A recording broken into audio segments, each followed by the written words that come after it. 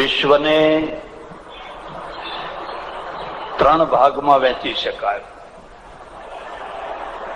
વિષય, વૃત્તિ અને વૃત્તિકા.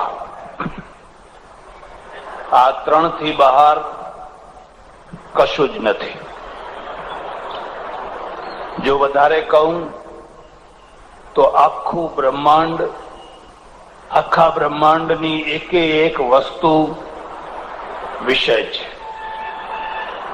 વિષયનો અર્થ થાય છે જેને મેળવવાની ઈચ્છા થાય, જેને જાણવાની ઈચ્છા થાય, જેને સમજવાની ઈચ્છા થાય, જેને અનુભવવાની ઈચ્છા થાય, એ તમામ વસ્તુઓ વિષય છે.